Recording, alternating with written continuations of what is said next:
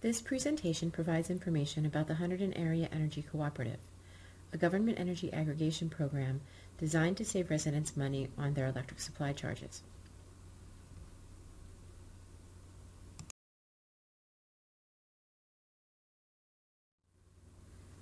We should start by identifying the different parts of our electric service which were created by energy deregulation.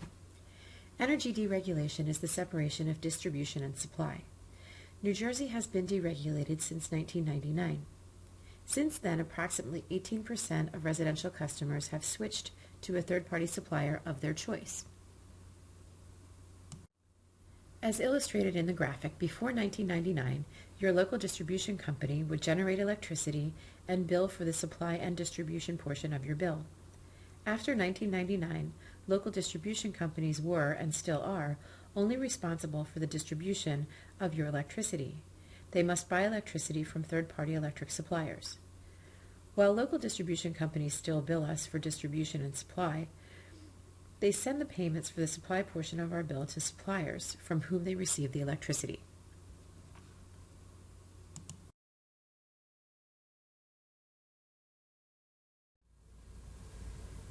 How are electric rates set in New Jersey? The New Jersey Board of Public Utilities, also known as the BPU, runs an annual statewide auction every February. Winning suppliers are selected by the BPU, and rates are set for everyone who is not already enrolled in their own contract with a third-party supplier. The rate set by the state takes effect in June of that same year and is referred to as the Basic Generation Service Rate, or default rate, and the suppliers are referred to as Basic Generation Service Suppliers, or BGS suppliers. If you are not currently enrolled with a third-party supplier and you look at your recent electric bill, you will see Basic Generation Service, or BGS, noted by your supply charges. The last BPU auction was held in February 2020. Here is a look at the suppliers who make up the current BGS, or default suppliers.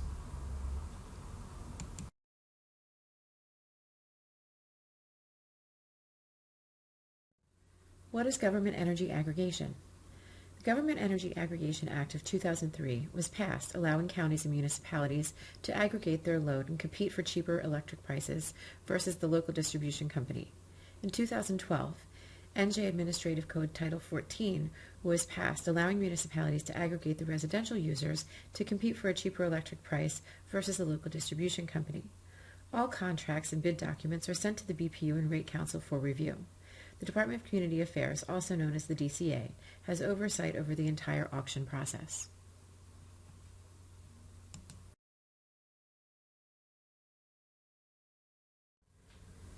The Borough of Highbridge is considering joining the Hunterdon Area Energy Cooperative for its next energy auction in 2020. The auction will be open to all New Jersey licensed energy suppliers, and the prices received during the auction will be compared against JCP&L's prevailing default supply rate on the day of auction.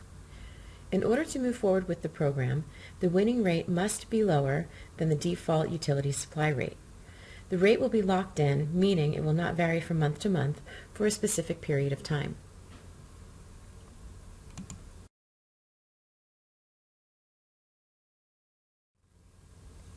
Participating municipalities in the Hunterdon Area Energy Cooperative include Alexandria Township, the Township of Bethlehem, the Borough of Califon, the Town of Clinton, Delaware Township, the Borough of Frenchtown, Kingwood Township, and the City of Lambertville in Hunterdon County, and Washington Township, Mendham Township, and Chester Township in Morris County.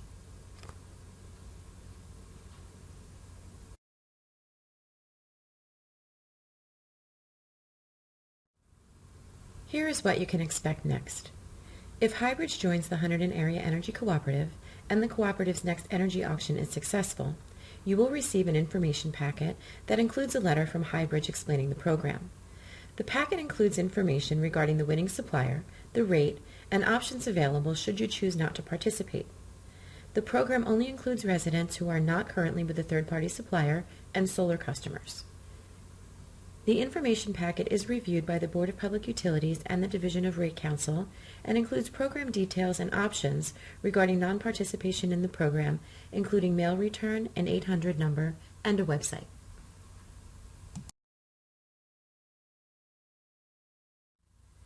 Here is a sample JCP&L bill. Please note the yellow arrows. The only line item that will change through the program is where it's marked Basic Generation Service. The line item will be replaced with the winning supplier and the rate through the program. You will still receive one bill from JCP&L.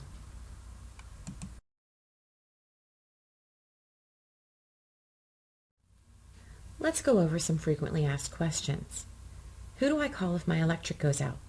You will still call JCP&L as they remain responsible for the power lines. Will I be penalized if I don't become part of this program?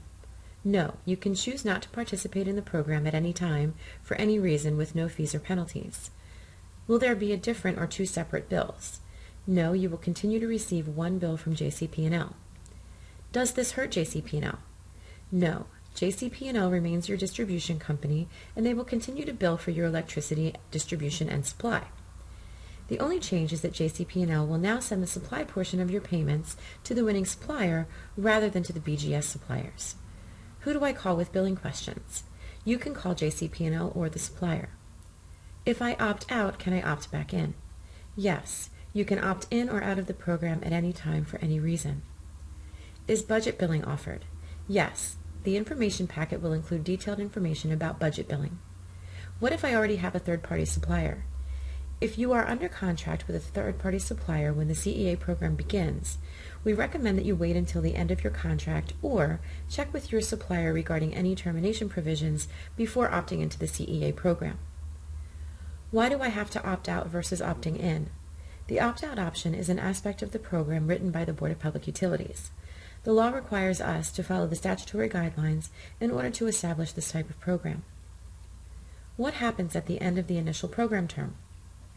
Approximately 4 months prior to the end of the program, we will ask the supplier if they can extend the current program rate for a new term.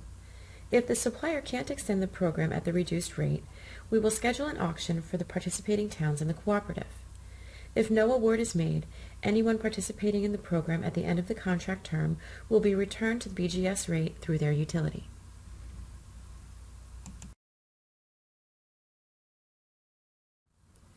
Thank you for watching this video about the Hunterdon Area Energy Cooperative. It is important to note that the Borough of Highbridge is considering participation in the cooperative, but is not officially a member of the cooperative at this time. If you have questions about the program, please call the program's energy consultants at 866-688-5197.